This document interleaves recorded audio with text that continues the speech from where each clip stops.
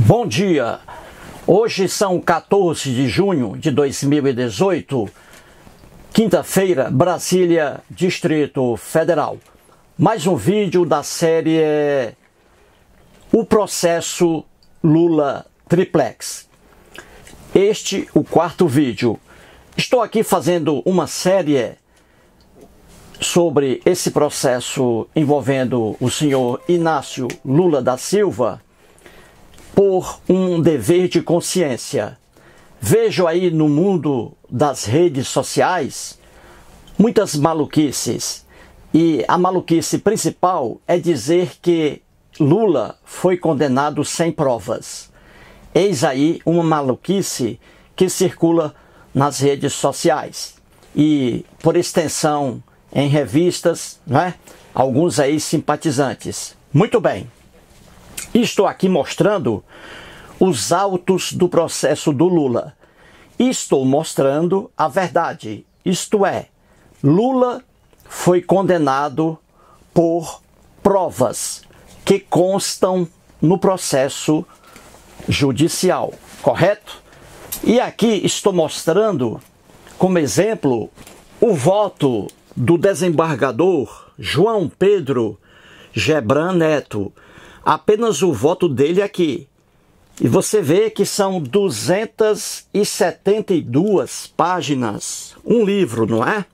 E isto aqui está no processo do Lula, correto?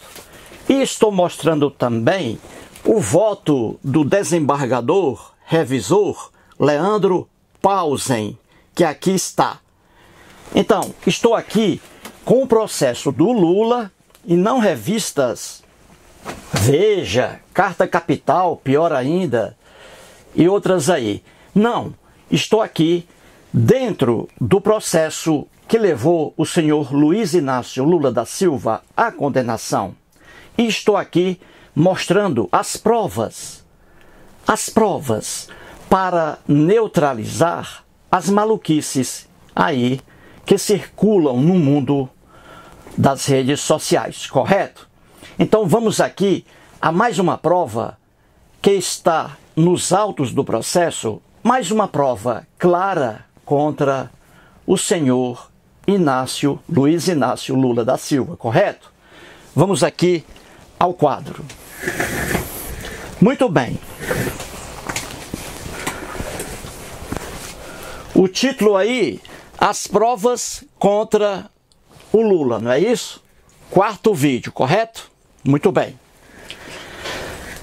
No vídeo anterior, mostrei ali duas provas contra o Lula que estão nos autos do processo. Vejamos agora mais uma prova. Muito bem. No vídeo anterior, o terceiro, coloquei aqui essa parte do interrogatório de Lula, não é? Um trecho. E volto a repetir esse trecho para comparar com a prova que vocês verão. Mais uma prova que anula a afirmação aqui do senhor Luiz Inácio Lula da Silva, correto? Muito bem. Em seu interrogatório realizado no dia 10 de maio de 2017, o Lula responde a duas perguntas aqui feitas pelo juiz Sérgio Moro. O juiz pergunta assim ao Lula: o senhor ex-presidente pode esclarecer se havia a intenção, desde o início, de adquirir um triplex no prédio ao invés de uma unidade simples? Aí o Lula responde: não havia no início e não havia no fim. E o juiz Sérgio Moro pergunta de novo: nunca houve a intenção de adquirir o triplex? E o Lula responde: nunca, nunca. Eis aí a afirmação do Lula. Veja agora aí o vídeo. Veja agora o vídeo e depois a gente volta aqui ao quadro. Vamos lá. O senhor ex-presidente pode esclarecer se havia a intenção desde o início de adquirir um triplex no prédio, ao invés de uma unidade simples? Não havia no início e não havia no fim. Nunca houve a intenção de adquirir esse triplex? Nunca houve a intenção de adquirir o triplex. Em algum momento dessa relação com a Bancop e depois com a OAS, houve a manifestação de intenção de trocar esse apartamento simples por um apartamento triplex? Nunca. Muito bem. No interrogatório do senhor Luiz Inácio Lula da Silva, como em qualquer interrogatório aqui no Brasil, no processo penal, o acusado, nessa fase aí, o acusado, ele tem duas alternativas, correto? No interrogatório. Ele pode ficar calado, como o fez o João Vacari, não é? O João Vacari, quando foi interrogado pelo juiz Sérgio Moro, ele nada disse. Ele ficou totalmente calado. E, obviamente, não houve o interrogatório. O João Vacari. Porque ele sabe que se falar, entrega tudo. Não tem jeito. Muito bem. Então, no interrogatório, aqui no Brasil, o acusado, nessa fase aí, o acusado, ele pode ficar calado ou ele pode falar. Entendeu? Isso aí é um direito dele. Tanto que o juiz Sérgio Moro, antes de começar o interrogatório, o juiz, ele tem que dizer isso ao acusado. Que o acusado, se quiser, pode ficar calado. E se quiser, ele pode falar. Muito bem. E quando o acusado fala no interrogatório, aqui no Brasil, ele mente. Isso é natural. Ele mente. Ele pode mentir. Isso aí é um direito garantido pela própria Constituição. Entendeu? O acusado, ele mente. Ele mente por quê? Porque ele não quer ser condenado. Daí as mentiras. E quem diz isso também é o próprio advogado do Lula. Ele falou isso aí durante o interrogatório do Léo Pinheiro, presidente da OAS e muito amigo do Lula, que resolveu revelar tudo sobre o triplex e sobre aí os contratos com a Petrobras. Então, no interrogatório de Léo Pinheiro, veja aí no YouTube, existe lá o interrogatório dele. Logo no início, o advogado de Lula, um deles, Dr. Cristiano Zanin Martins, excelente advogado, ele mesmo diz o que mostro aqui no quadro. Ele diz assim: hoje o interrogando tem o direito constitucional de ficar calado, veja aí, e de mentir. Olha aqui, o próprio advogado de Lula está dizendo aqui que lá no interrogatório de Léo Pinheiro, o ele aqui é o Léo Pinheiro. Ele está dizendo que o Léo Pinheiro, lá no interrogatório, tem o direito constitucional de ficar calado e de mentir. E o advogado Cristiano Zanin está correto, está certo aqui. Ele diz, repito, que o interrogando tem o direito constitucional de ficar calado e de mentir. É a mesma situação aqui do Lula. O Lula é interrogando. E o Lula aqui, diante do juiz Sérgio Moro, tinha o direito de ficar calado e de mentir. E o Lula não ficou calado, não é isso? Ele não ficou calado, correto? Então, é natural que o acusado minta. Ele mente porque isso é da natureza do ser humano. Mentir para não ser condenado, para não sofrer uma punição, correto?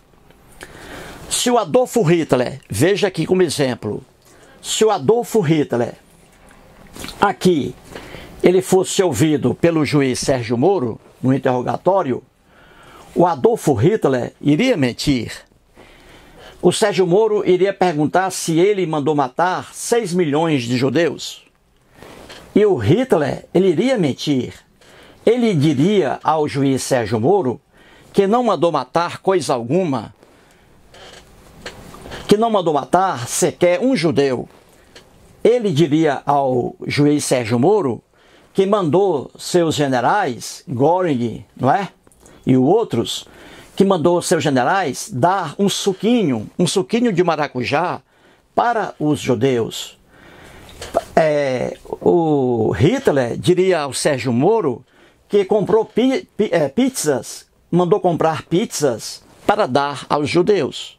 Entendeu? Suquinho para os judeus. Um televisorzinho para os judeus.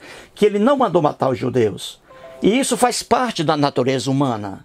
Mentir para não sofrer punição. Correto? Muito bem. Essa expressão aqui, usada pelo advogado Cristiano Zanin Martins, também está aí no voto do desembargador João Pedro Gebran Neto. Ali ele faz uma referência, não é? A muitas coisas, e não apenas a isso. Então fique aí, coloque em sua cabeça que os acusados, eles mentem de forma natural, porque eles não querem ser condenados. Muito bem. Passemos aqui para outra parte. Sérgio Moro. Nesse processo aí do Lula, em relação aos 3 contratos da OAS com a Petrobras e também aí o apartamento triplex lá no Guarujá, eu até fiz um vídeo, fui lá. Muito bem.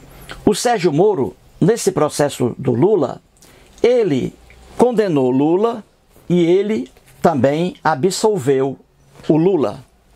Pouca gente sabe disso, porque não conhece o processo do Lula, correto?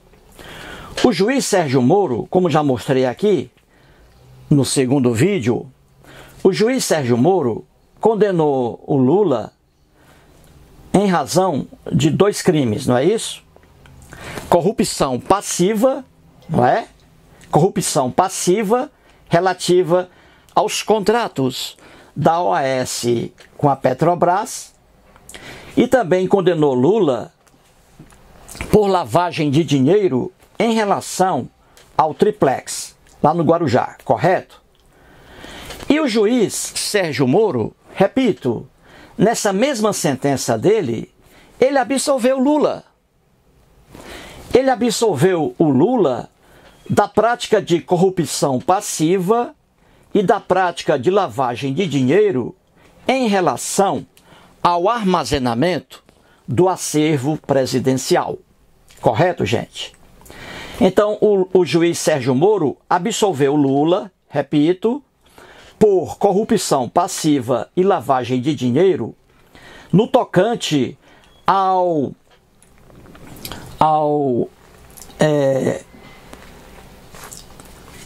guarda do acervo presidencial. O Lula foi absolvido. Aí vem a pergunta: por que o juiz Sérgio Moro condenou Lula em relação à corrupção passiva, contratos e lavagem de dinheiro, o apartamento triplex? Por que o Sérgio Moro condenou Lula, hein? Por que ele também não absolveu, como ele fez ali?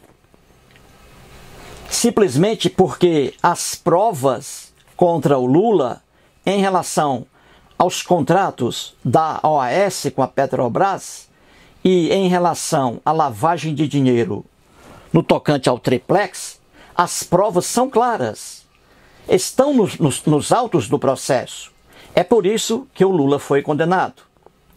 E o juiz Sérgio Moro absolveu o Lula dos crimes de corrupção passiva e lavagem de dinheiro em relação ao armazenamento do acervo presidencial. Ele absolveu porque ele não viu, o juiz Sérgio Moro, provas suficientes para condenar o Lula no caso do armazenamento do acervo presidencial. É simples assim.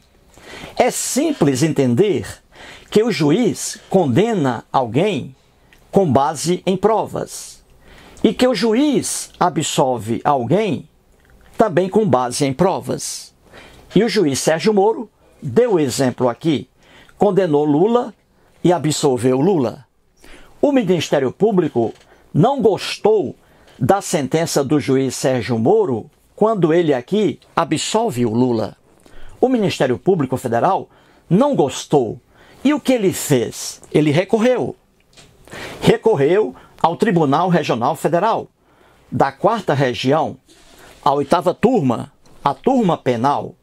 3 desembargadores, João Pedro Gebran Neto, cujo voto tenho aqui comigo, o relator, o desembargador Leandro Pausen, cujo voto também estou aqui com ele, e o desembargador Vitor Luiz dos Santos Laus.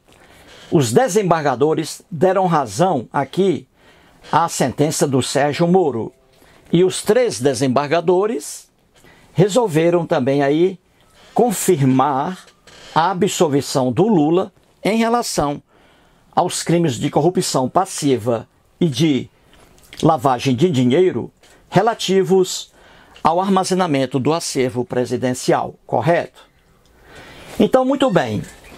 Para terminar esse primeiro quadro e passar para o segundo, mostrando mais uma prova documental que desmonta a afirmação aqui do senhor Luiz Inácio Lula da Silva, quero dizer aqui que os acusados, gente, no processo criminal, no processo penal, os acusados, eles todos, alegam inocência. E é natural que isso aconteça. Os acusados, repito, eles alegam inocência porque eles não querem ser condenados, entendeu? Quando o ex-goleiro do Flamengo, não é? Quando o ex-goleiro do Flamengo, o Bruno Fernandes, mandou matar a jovem Elisa Samúdio, quando ele mandou matar e ele foi interrogado pelo juiz, o Bruno Fernandes, ele chorou diante do juiz. Chorou dizendo que era inocente. Por quê? Porque os acusados alegam inocência. Alegam inocência. Isso é natural. A mesma coisa, o casal Nardoni. Eles machucaram uma jovem menina. Machucaram a menina. E depois o próprio pai, o Nardoni, jogou a menina do 6º andar de um prédio, lá do apartamento onde ele morava, soltou a criança e a criança morreu. O casal Nardoni chorava amargamente, dizendo que eram inocentes. Amargamente. Choraram, apareceram até no Fantástico da Rede Globo, não foi? Uma entrevista lá no Fantástico da Rede Globo, os dois chorando, e eu aqui no sofá rindo. Os dois chorando, alegando inocência.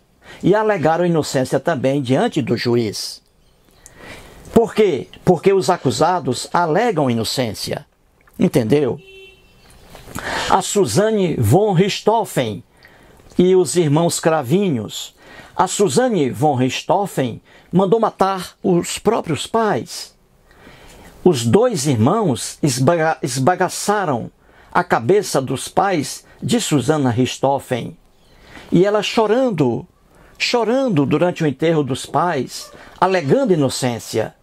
E diante do juiz, a Suzane von Richthofen e os irmãos Cravinhos também diziam que eram inocentes, que não cometeram crime algum, porque é natural que os acusados aleguem inocência. É natural que os acusados mintam. É profundamente natural. Então, as afirmações do Lula, como veremos ao longo dessa série, veremos as afirmações do Lula e as provas que neutralizam as afirmações dele. Um juiz de direito, ele quando vai julgar, quando ele vai proferir uma sentença, o juiz de direito, ele faz essa sentença com base em provas. Se ele não fizer essa sentença com base em provas, nos autos do processo, a sentença dele será imediatamente anulada.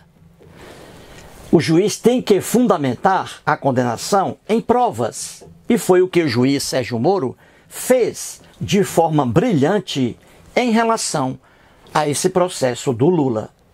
Se o juiz Sérgio Moro ou qualquer juiz de direito fosse prolatar uma sentença com base apenas no interrogatório do acusado, repito, se o juiz Sérgio Moro ou qualquer juiz de direito fosse prolatar uma sentença com base apenas no interrogatório do acusado, todos os acusados seriam absolvidos.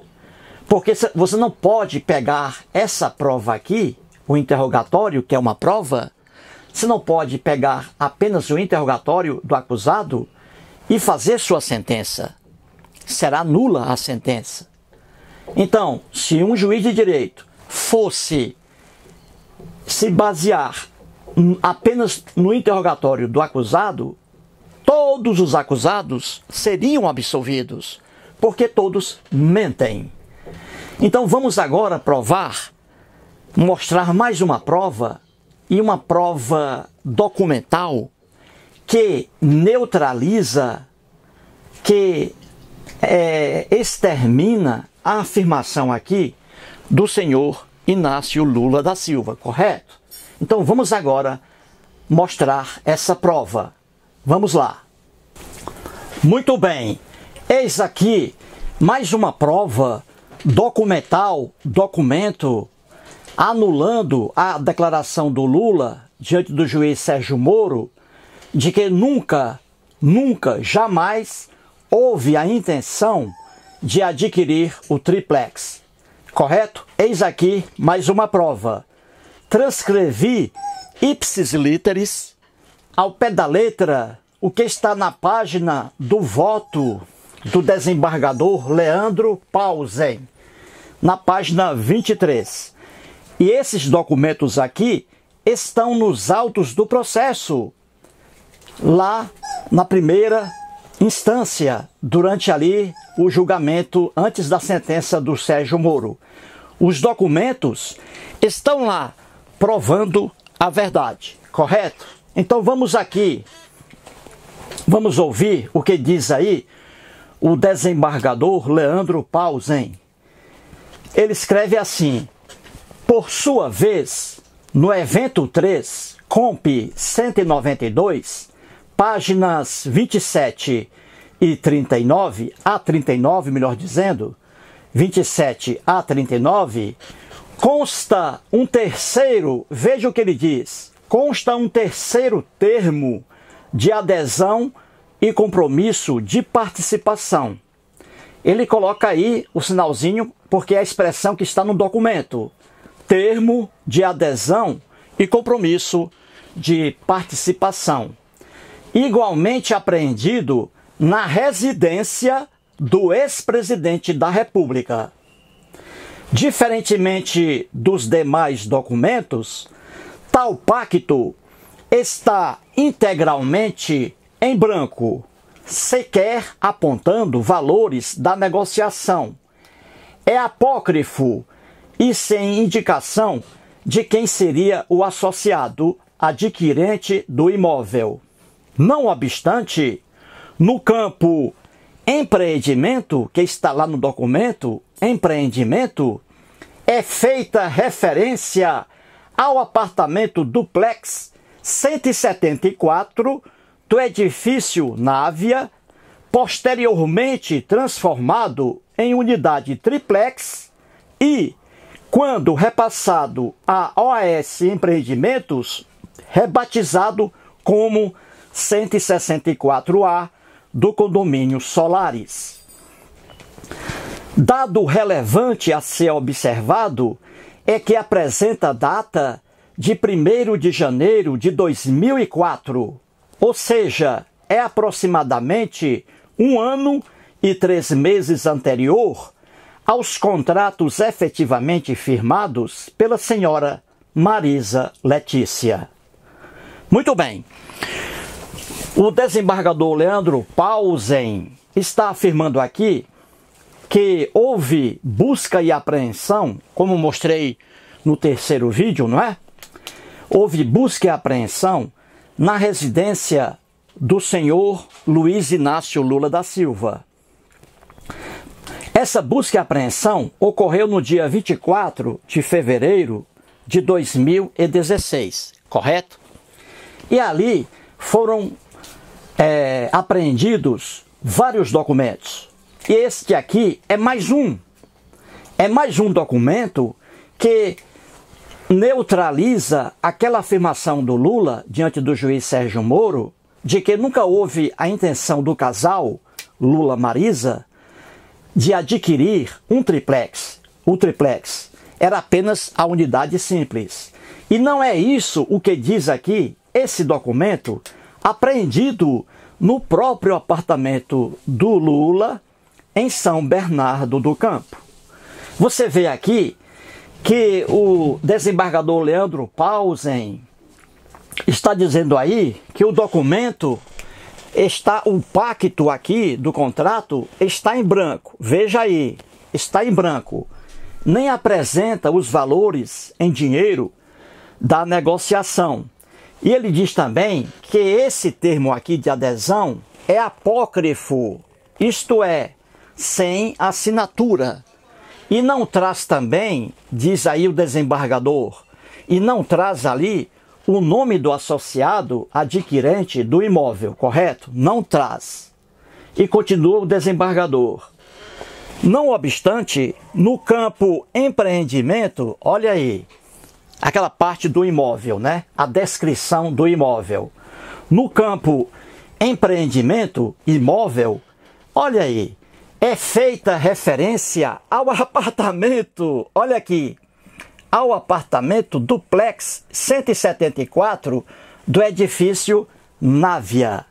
Veja aí, documento encontrado dentro do apartamento em que reside o senhor Luiz Inácio Lula da Silva. E na época, ele e sua esposa. Então você vê que esse documento mostra aqui um termo de adesão relativo ao duplex 174 do edifício Návia. E o que é isso aí, gente? Esse duplex 174 do edifício Návia. Ora, é o 164A do condomínio Solaris. É a mesma coisa. Ele foi transformado para triplex e a numeração 174 passou para 164A. Entendeu? Então veja, e aí continua o desembargador. Ele vê aqui um dado interessante. Veja, a data. A data está lá, também no documento. Dado relevante a ser observado é que apresenta data, olha a data, 1º de janeiro de 2004, gente. Veja aí. E diz o desembargador, essa data é aproximadamente 1 ano e 3 meses anterior aos contratos efetivamente firmados pela senhora Marisa Letícia. Viu aí, gente? Desde 2004 já havia ali documento dentro do apartamento do senhor Luiz Inácio Lula da Silva. Veja ali, termo de adesão de 2004, mostrando claramente a unidade 174, que hoje é a unidade 164A do condomínio Solaris, o tal do triplex. Isso aqui é uma prova documental mostrando de forma irrefutável que a intenção do casal Lula-Marisa desde o início era aqui os olhos voltados para o triplex, a unidade 164A do condomínio Solaris. E quando o desembargador diz aqui que esse contrato aqui, esse termo de adesão foi assinado 1 ano e 3 meses antes do contrato da senhora Marisa, Esse contrato aqui a que ele se refere é aquele que eu mostrei ontem, no vídeo número 3, que houve adulteração. Nesse aqui, contrato assinado pela Marisa Letícia, esse contrato aqui que eu mostrei ontem, lá também, a mesma coisa, consta o apartamento 174 e houve a rasura. Houve a rasura nesse documento assinado pela Marisa Letícia. Houve a rasura lá 174 e fizeram a rasura para 141 para dizer que é unidade simples. E também rasuraram nesse documento assinado pela Marisa, rasuraram também ali o nome triplex. Então você vê aí mais uma prova irrefutável de que, veja, mais uma prova irrefutável de que a intenção do casal Lula-Marisa era adquirir o triplex.